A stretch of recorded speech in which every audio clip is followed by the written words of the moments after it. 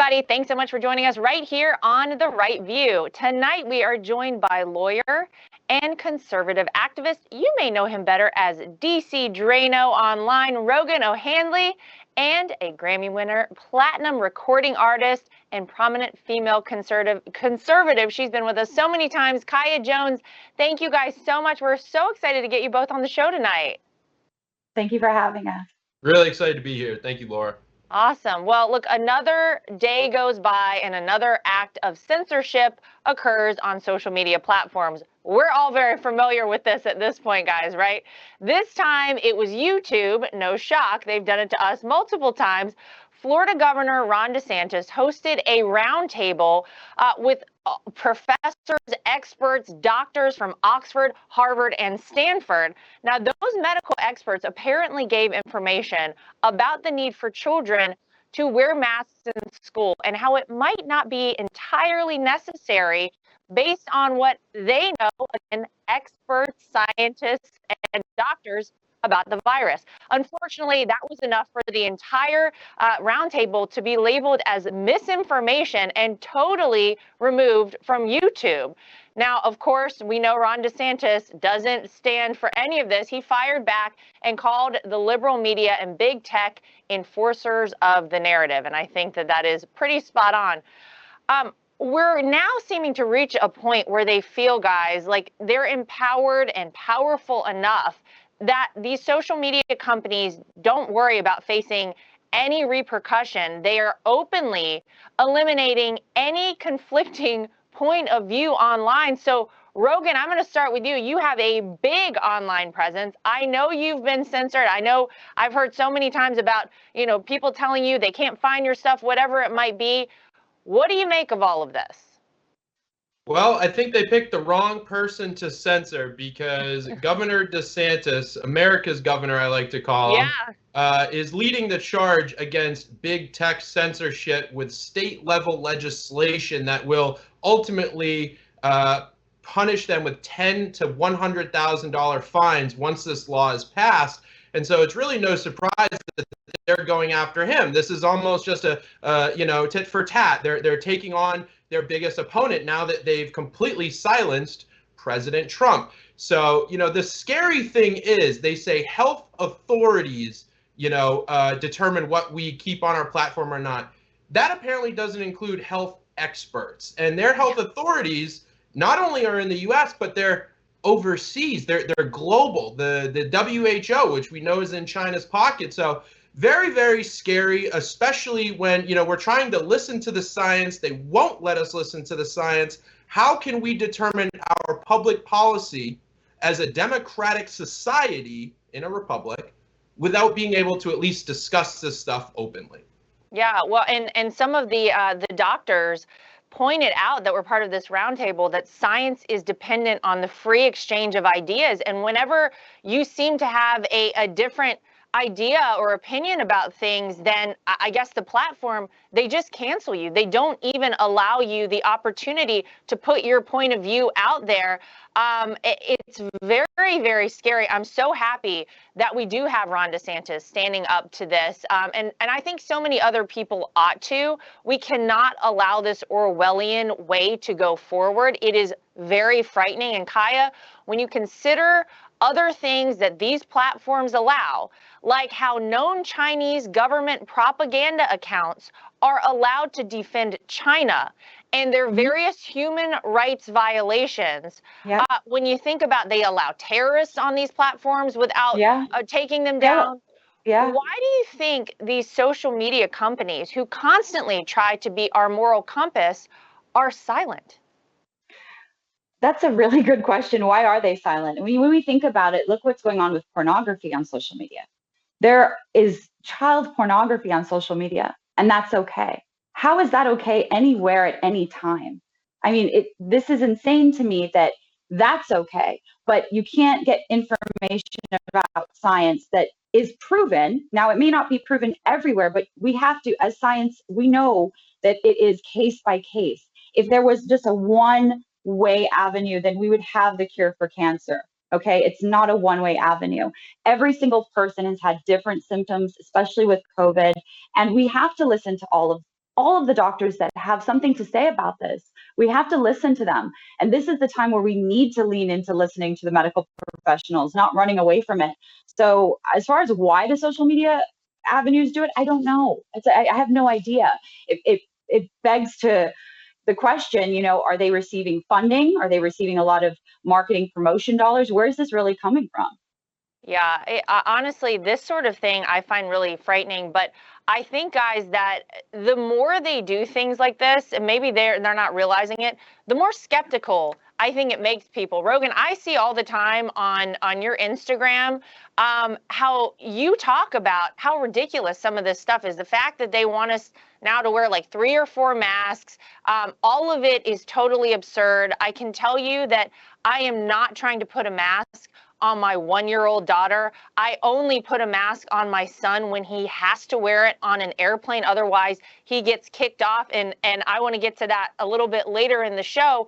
But the more they do this, it makes people, I think, question, well, what is it that they're trying to hide? Why is it that they don't want us to even have access to hear what these experts have to say? It makes people very, very skeptical, and they're creating, I think, an even bigger problem than what we have right now. And we know the problem right now, it's been bad. It's been very hard. The pandemic has been really hard on everyone. And one of the biggest concerns for Americans and obviously parents is how is this affecting the education of our children? I can tell you, I think about that all the time. Parents want to get their kids back in school. We know what the teachers unions want. They want to remain online. And now research shows many young children have fallen behind in reading, math, things that they are going to need to progress forward in life. Now, seeing that research, the average person would actually come to a conclusion that, hey, maybe we should try harder to get schools back up and running. Maybe we should get the kids back in school. Maybe that's important here. But the New York Times, wait for this, guys, apparently has different priorities. In an article published last week, they asked the question, does it hurt children to measure pandemic learning loss? So it sounds like they're worried more about actually taking account of the damage that's been done to our young children than the actual damage that is being done. This is just part, I think, of the liberal Democrat policies, pro-lockdown, pro-shutdown, virus response. They don't want to report on something that they know they should be, because it really is hurting our children. They appear to be more concerned about stigmatizing children struggling to learn online. But with what we know about how the virus works and its effect on our children, isn't the simple solution that we should be opening up our classrooms and helping our kids who are struggling? I think it's a very fair question. Rogan, yeah. I'll come to you. Where do you stand on this? Well, I think what they're really trying to do is not be held accountable for these lockdown policies.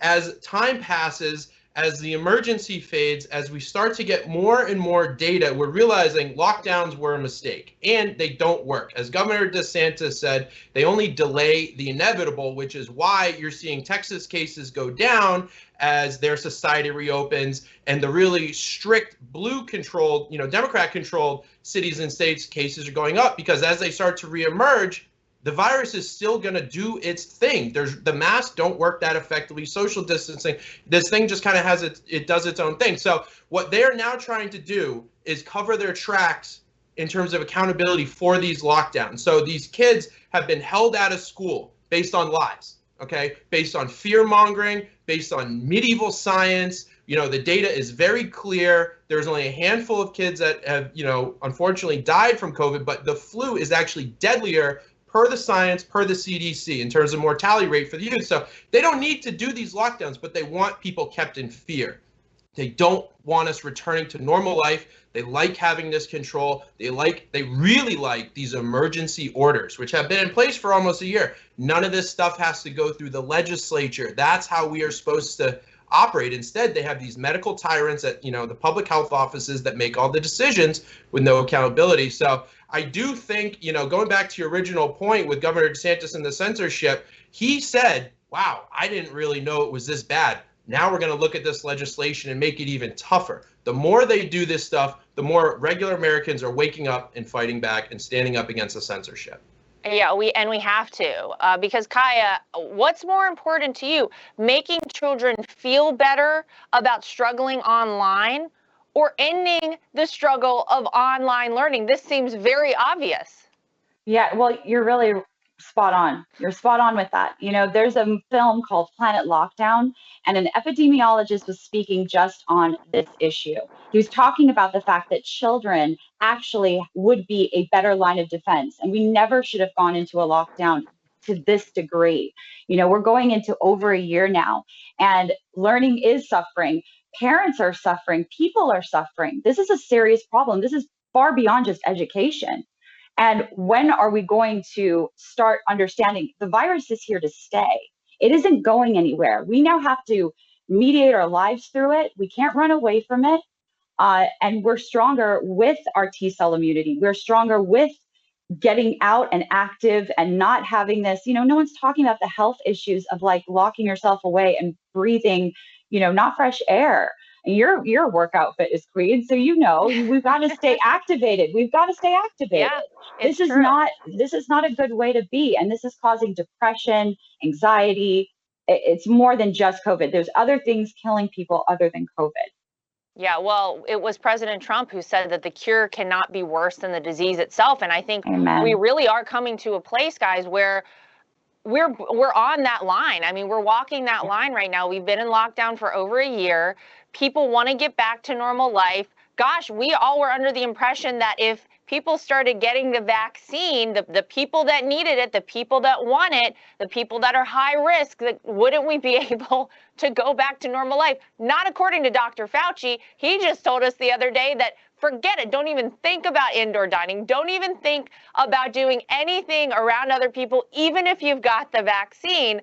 And Kaya, to your point, you know, I think that a lot of times people don't think about, well, what is it doing if I'm breathing in this recycled air inside a mask all day? I have friends who have to wear them all day, whether, you know, for whatever their job might be. They all have these terrible like rashes around their face. I think about with my kids, don't I want them being exposed to germs out there? I want them to build up natural immunities to things. So if you have a kid in a mask all day, are they actually getting that? There are so many layers, I think, to this that are not being addressed, that are not being talked about, because Rogan, you are exactly right. This is about, and always has been about, control and controlling people. And gosh, how far can we push people? How long will they buy into this? How long will they continue to do these things, right? Because at the end of the day, some of these governors, we know the governor right here in the state I'm in right now, New York, Governor Cuomo, got really high off of the control factor here in New York, and it hasn't really turned out well for him. But I think you're right. I think they want to keep us locked down as long as possible, see how much control they can elicit over all of us.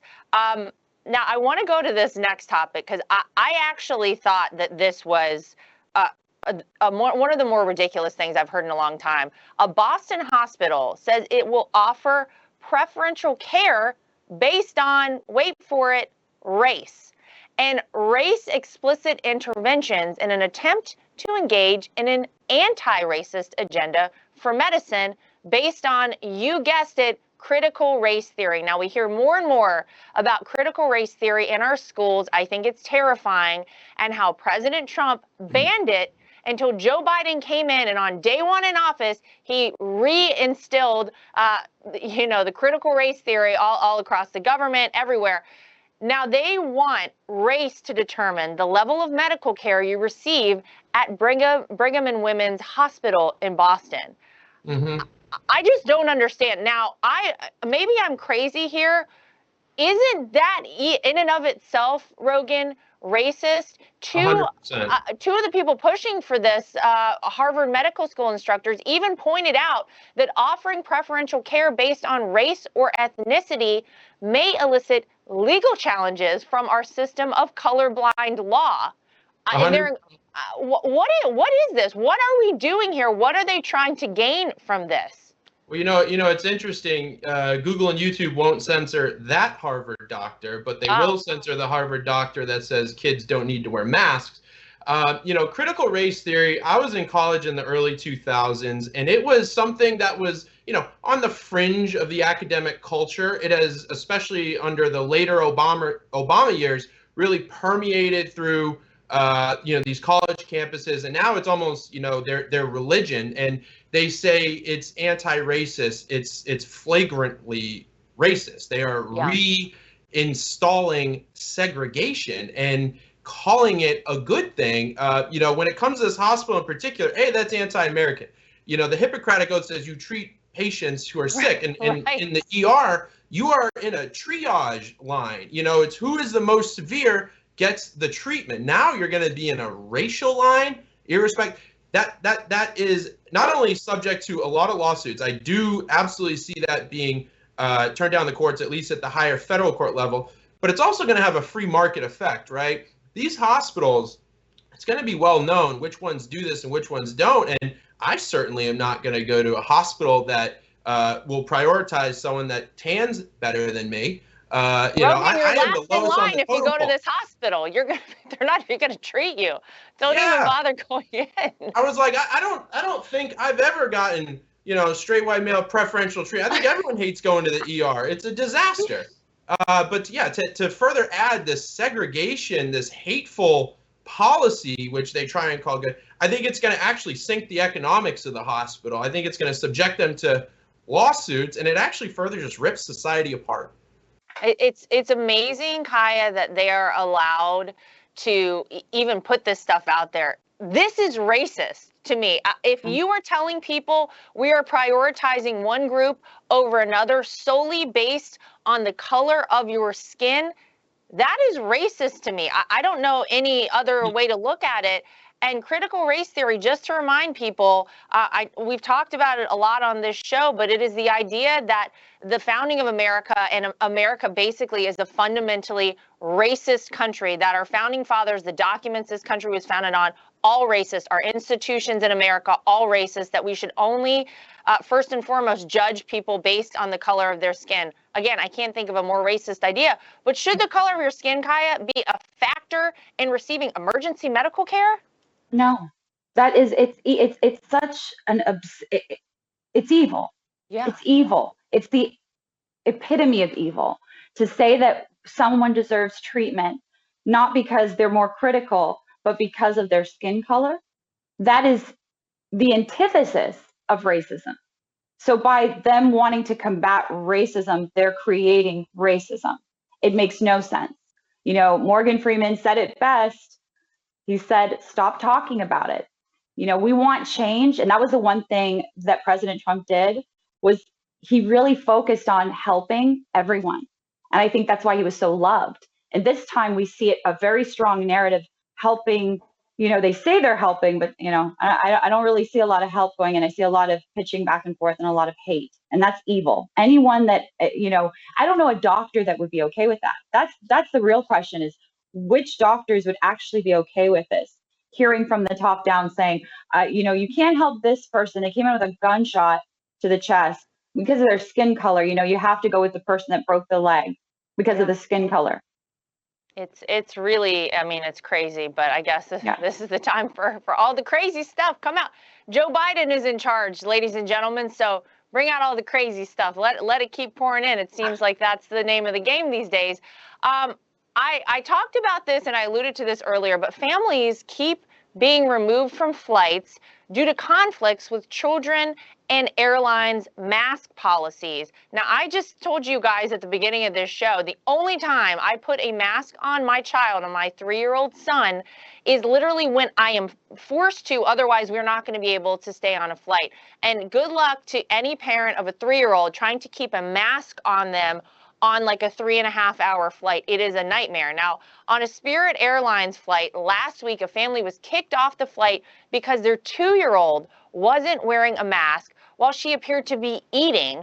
This video went viral. I saw it everywhere. Last month, again on Spirit, another family kicked off a flight because their 4-year-old son, who has autism, was struggling to wear a mask, and the airline refused to acknowledge his disability. Even though this kid had a medical note, and we all hear that the guidelines every time you get on an airplane are you have to wear a mask unless you are exempt because you have a medical condition.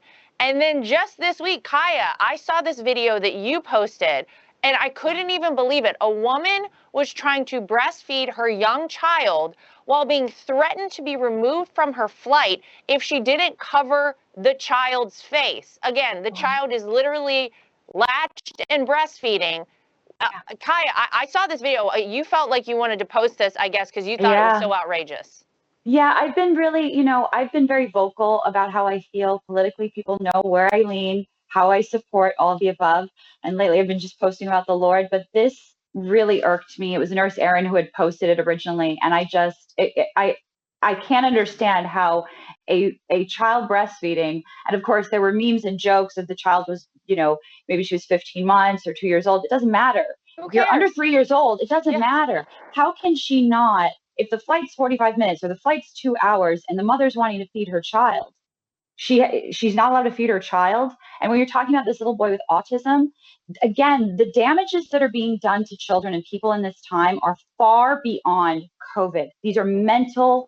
This is mental anguish now. That child who has autism, this is a serious thing. You're now creating all of this in his head where he's feeling anxiety and feeling all of this conflict, but he shouldn't even have to put on a mask if he's not supposed to, because his doctor doesn't think that's good for him. Again, we need to listen to the doctors, but only their doctors, not all doctors. It's just only one-sided. Well, Rogan, I'd like to hear from you, because it seems like that there are some discrepancies. Maybe they're getting different doctors, to Kaya's point, to decide that we have to stand 6 feet apart while we board the airplane. But hey, once you're on the plane, you could be crammed in next to everybody the entire flight, several hours, 5, 6 hours, doesn't matter. As long as you stood 6 feet apart with your mask on as you boarded the plane, we're totally safe. They must have gotten different doctors to advise on those. What do you think? Make it make sense to me. So many of these policies are illogical, inconsistent. Why are we allowed to take our masks off to sit down and eat at a restaurant, but kids have to wear them for 6 hours in school where their desks are already separated and it doesn't really even affect kids? I would bet, without having done a Google search, but I would bet that there's not a single case of COVID transfer from a baby that is breastfeeding in the entire country. I don't think that has happened once. But, not only is the science there, but as Kaya mentioned, we're being dehumanized. Okay. And one of the most tragic things about that video is not only seeing a breastfeeding woman, which, by the way, 2 years ago, going back, where, it's all about being able to breastfeed in public, and we want to empower them and support them. And that's what the left, loved. And that's great. I think we can all get behind that. Kids got to eat. But, to see this other passenger on the plane, another young woman, probably doesn't have kids, saying, well, you really need to just put the mask on the baby. It's like, have we lost our humanity to have some common sense to say, the baby's hungry, and the mom is, doing what we want our mothers to do, feeding their child. And so it defies common sense. And again, it's just a sad state of reality where people are going after fellow Americans, especially breastfeeding fellow Americans, for stuff like this that really has no impact on them. There was only like 5 people on that plane anyway. I mean, it wasn't a packed flight, so very sad. You're right. Make it make sense. Well, maybe we can make sense out of this next topic, because we've talked for the last few weeks about the fact that, look, there's no question, guys, there is a crisis at our southern border. Thanks really to Joe and Kamala's totally open invitation for anybody to come flow into America illegally. They talked about it their entire campaign. They said we'd have free health care, we take care of you, send your kids over, you come on over, families, we'll take them all in, doesn't matter. It feels like not a day goes by without some new horrible report, photographs, videos of kids being sent on this dangerous journey. But let's not talk about that. Instead, let's dedicate a hard-hitting expose on Kamala Harris making her mark in the Washington area's crochet scene. Now, I actually thought that this was like from The Onion or Babylon Bee. And then I found out that this was the Washington Post that reported this. Side note, owned by Jeff Bezos, founder of Amazon. They decided to write a beautiful fluff piece of journalism going really in depth on Kamala's love for crocheting, even reaching out to the White House to see if they could confirm that she transported some of her crochet work to her new residence. I mean, really important stuff. Rogan, this is just about the same treatment that President Trump and Vice President Pence received all 4 years in office, is it not? Yeah, it's pretty much the exact opposite. It feels like we're back in the Obama days. Hey, look at Obama's playlist, everybody. You know, I wonder if Kamala is going to be crocheting a sweater for, you know, the young girl that lost her voice after being gang raped by smugglers at the border, coming across that border alone. I wonder if she'll make a sweater for her, or if other people in that crochet community will make clothes for them, for these kids that are being stacked in tinfoil blankets on top of each other in closed compartments. You know, you're not allowed to breastfeed on a plane, but we can have hundreds of kids that were smuggled by human and sex traffickers, stuffed into these facilities. So very sad, and you know, it kind of goes you know, to the evil of DC. And you know, as you said, Jeff Bezos owns the Washington Post. Jeff Bezos owns Amazon. Amazon employs a lot of people. The more people competing for jobs, the lower salaries that they can offer, right? Big business loves open borders. That's why they're pushing this. That's why big business hates Trump. That's why they're going after all these election laws, because they want more people coming in, so it's cheaper labor. So it's actually the evil of, you know, their pursuit of profit and greed that is pushing this stuff. And that's why they do these fluff pieces for Northern Virginia, New York City elites, people with, you know, master's degrees, PhDs. Oh, look at Kamala, she's one of us. You know, life is so good when you're at the top. You can just crochet and not worry about anything that's really happening. But if you go down to those border communities, I guarantee they have a much different story to tell. Yeah, Kaya, does this seem like appropriate journalism in the midst of Republicans and Democrats alike asking for answers on what we're going to do to fix our border? She has been tasked now for going on 3 weeks with heading up the charge to address what's going on, this absolute crisis on our southern border, and the Washington Post comes out with a crochet piece? Not surprising. It's classic media spin, right? It's classic verbatim. Hey, we have to pivot, got to pivot. You can't show what really is the focus. The focus is you're supposed to be running the country. You're supposed to be helping run the country. You're the vice president. But let's pivot and pull focus to something that really is neither here nor there. I mean, the fact that she crochets, I could care less. I think we have bigger problems that is actually her problem. And it's her job. You know, do I think that they're going to remain in office come 2024? Absolutely not. The proof is in the work, and they're showing us right here and now who they really truly care about. You know, clearly it's about, you know, her crocheting and, you know, Biden's and their dog, and it's really not focused on the country. They need to focus on the border. We have a border crisis. We've had it for some time. We had it during Obama. We had it in, you know, your father-in-law. He had to deal with it, and they slammed him every single day. And he dealt with it really well because he took an interest in what was important. They're now kind of just scattered all over the place. And has she even gone down to visit the border? I think she laughed at one of the questions was, are you going down to visit the border? And she chuckled, which is just insane because it's not funny. It's not a laughing matter. No matter which side you sit on, this is humans that need, you know, they need help. They were told that they were going to come here and get, you know, free this, free that. So you invited these people. And now that they're suffering on the border and we're dealing with this border crisis, it's, you know, it's not important. So let's talk about crocheting. Yeah, no, she hasn't been to the southern border. She's been to Oakland, to her house in California. She's been to Chicago, apparently, but she hasn't had the time, I guess, with the busy crocheting schedule to make it down to the southern border. So we'll hope that somebody does. I know that the Border Patrol folks would love to have someone take an interest in it. Maybe my father-in-law, maybe the 45th president of the United States will make it down there before the current president or vice president of the United States. That will remain to be seen. Kaya Jones and DC Draino, Rogan O'Handley, guys, I want to say thank you so much for joining us. It was a great discussion. We hope you'll come back. Everybody check these guys out on social media. You guys are so awesome.